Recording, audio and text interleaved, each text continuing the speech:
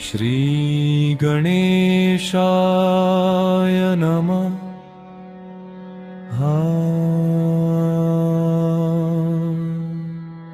श्री पंचवदनाय जनेयाय नमः। ॐ अस्य श्री पंचमुख हनुमन्मन्त्रस्य ब्रह्मा ऋषिः गायत्री छन्दः पंचमुख विराट हनुमान् देवता हि बीजम्। श्रीं शक्तिः क्रौं कीलकं क्रूं कवचं क्रयनस्त्राय फट् इति दिग्बन्धः। श्रीगरुड उवाच अथ ध्यानं प्रवक्ष्यामि शृणु सर्वाङ्गसुन्दरी। यत्कृतं देवदेवेन ध्यानं हनुमतः प्रियम्। पञ्चवक्त्रं महाभीमं त्रिपञ्चनयनेर्युतं बाहुभिर्दशभिर्युक्तं सर्वकामार्थसिद्धिदम्। पूर्वं तु वानरं वक्त्रं कोटिसूर्यसम्प्रभम्। दंष्ट्राकरालवदनं भ्रुकुटीकुटिलेक्षणम्। अस्यैव दक्षिणं वक्त्रं नारसिंहं महाद्भुतम्। अत्युग्रतेजो वपुषं भीषणं भयनाशनम्।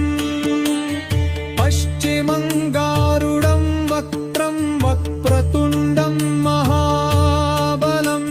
सर्वनागप्रशमनं विषभूतादिकृन्तनम्। उत्तरं सौकरं वक्त्रं कृष्णं दीपं नभोपमं। पातालसिंहवेतालज्वररोगादिकृन्तनम्। ऊर्ध्वं हयाननं घोरं दानवान्तकरं परम्। येन वक्त्रेण विप्रेन्द्रतारकाख्यं महासुरम्।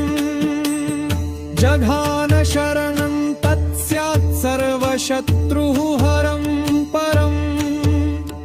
ध्यात्वा पञ्चमुखं रुद्रं हनुमन्तं दयानिधिम्। खड्गं त्रिशूलं खट्वाङ्गं पाशमङ्कुशपर्वतम्। मुष्टिं कौमोदकीं वृक्षं धारयन्तं कमण्डलुम्। भिन्दिपालं ज्ञानमुद्रां दशभिर्मुनिपुङ्गवम्। एतान्यायुधजालानि धारयन्तं भजाम्यहम्। प्रेतासनोपविष्टं तं सर्वाभरणभूषितम्। दिवमाल्याम्बरधरं दिव्यगन्धानुलेपलम्। सर्वाश्चर्यमयं देवं हनुमद्विश्वतोमुखम्। पञ्चास्यं च्युतमनेकविचित्रवर्णवक्त्रम्। शशाङ्कशिखरं कपिराजवर्यम्। पीताम्बरादिमुकुटेरूपशोभिताङ्गम्। पिङ्गाक्षमाद्यमनिशं मनसा स्मरामि। मर्कटेशं महोत्साहं सर्वशत्रुहरं परम्। शत्रुसंहर मां रक्ष श्रीमन्नापदम् उद्धर। ॐ हरिमर्कटमर्कटमन्त्रमिटम्। परिलिख्यति लिख्यति वामतले। यदि नश्यति नश्यति शत्रुकुलम्। यदि मुञ्चति मुञ्चति मुञ्चति वामलता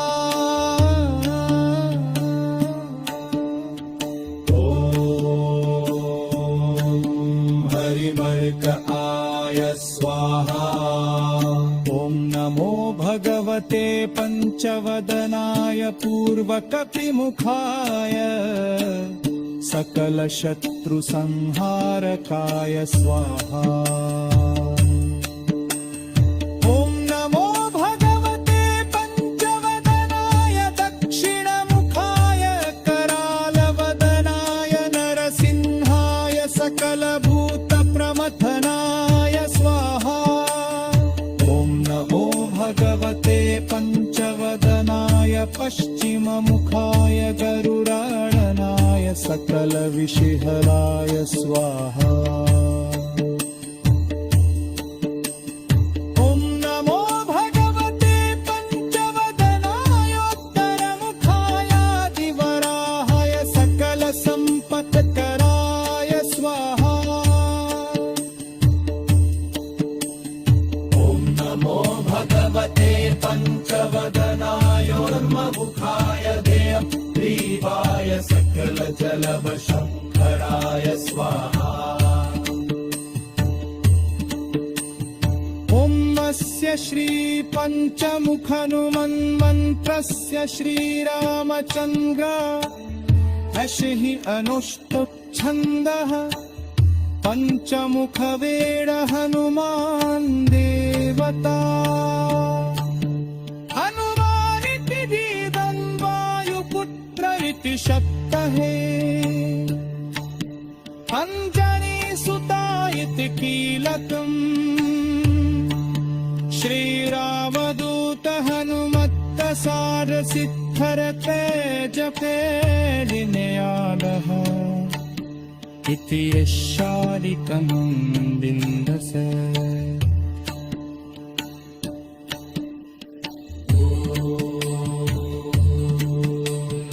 अञ्जनीसुताय तनुष्ठाग्रहं नमः ॐ भक्तमानतनु नरचविरं पुङ्गवम् ॐ वायुपुत्राय मध्यमखङ्गवः ॐ अग्निदर्भाय तडामिकथामलः ॐ रामदूताय कनिष्ठिकाभ्यां नमः ॐ पञ्चमुखहनुमते करतलकरपृष्ठाभ्यां नमः इति करन्यासः ॐ अञ्जनीसुताय हृदयाय नमः ॐ रुद्रमूर्तये शिरसे स्वाहा ॐ वायुपुत्राय शिखाय वषट् ॐ अग्निगर्भाय कवचाय हुम् ॐ रामदूताय नेत्रत्रयाय वौषट् ॐ पञ्चमुखहनुमते अस्त्राय फट् पञ्चमुखहनुमते स्वाहा इति दिग्बन्ध अथ ध्यानम् वन्दे वानरनारसिंहगगराटरोडाशवक्त्रान्वितम् दिव्यालङ्करणं त्रिपञ्चनयनं दे दीप्यमानं रुचा हस्ताब्जैरसिकेटपुस्तकसुधाकुम्भाङ्कुशाद्रिहलम् खट्वाङ्गं फणिभूरुहं दशभुजं सर्वारिवीरापहम् अथ मन्त्रः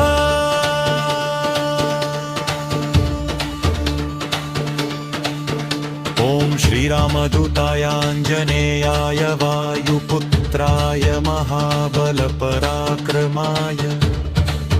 सीतादुःखनिवारणाय लङ्कादहनकारणाय महाबलप्रचण्डाय फाल्गुनस्सखाय कोलाहल सकल ब्रह्माण्ड विश्वरूपाय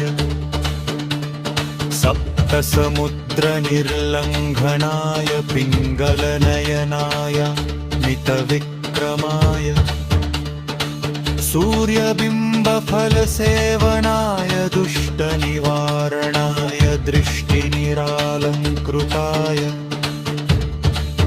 सञ्जीविनी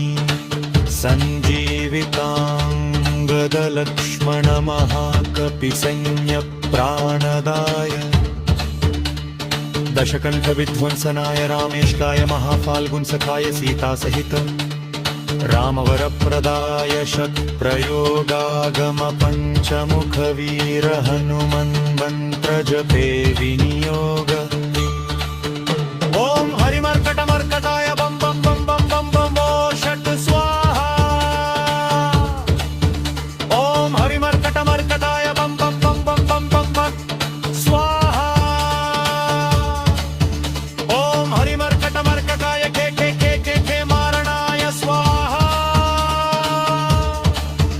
ॐ हरिमर्कटमर्कटाय लुं लुं लुं लुं लुं आकर्षित सकल संपत्कराय स्वाहा ॐ हरिमर्कटमर्कटाय वन्दं वन्दं वन्दं दंशत्रुस्तम्भनाय स्वाहा ॐ टं टं टं टं पुरमूर्तये पञ्चमुखवीर हनुमते परयन्त्रपरतन्त्रोच्चाटनाय स्वाहा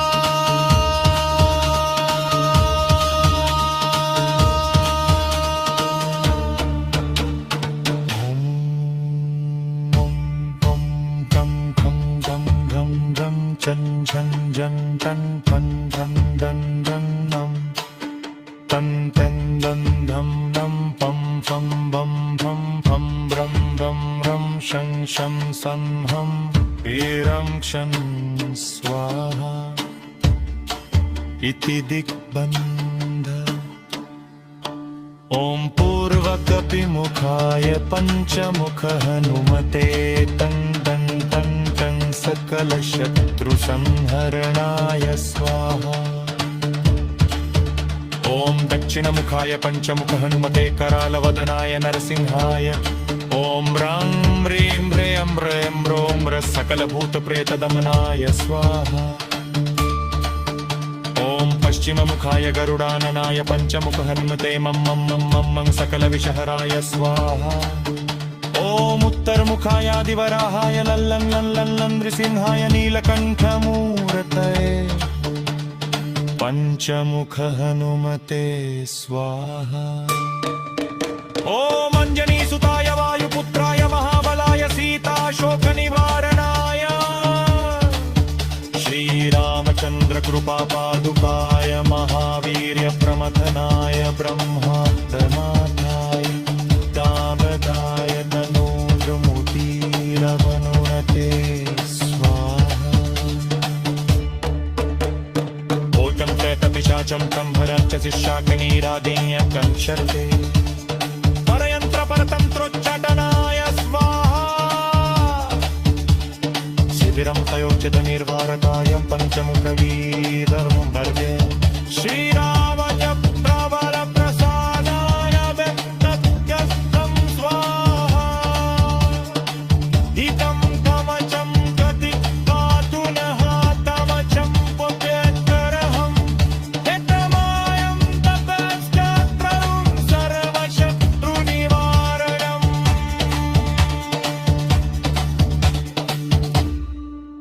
द्विवारं तु पठेन्नित्यं पुत्रपात्रप्रवर्धनम् द्विवारं च पठेन्नित्यं सर्वसम्पत्करं शुभम् चतुर्वारं पठेन्नित्यं सर्वरोपरिवारणम् पञ्चवारं पठेन्नित्यं सर्वलोकवशङ्करम्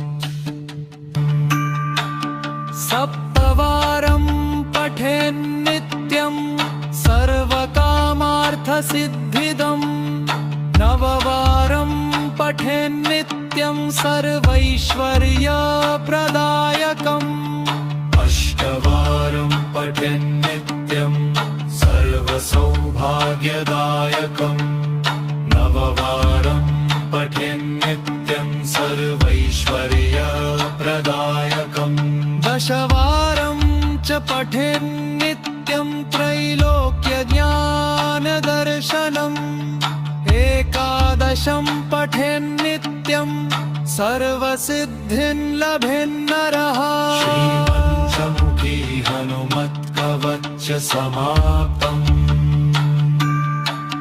श्रीपञ्चमुखी हनुमत्कवच समाप्तम् श्रीपञ्चमुखी हनुमत्कवच समाप्तम् श्रीपञ्चमुखी हनुमत्कवच समाप्तम् श्रीपञ्चमुखी हनुमत्कवच समाप्तम् श्रीपञ्चमुखी हनुमत्कवच समाप्तम्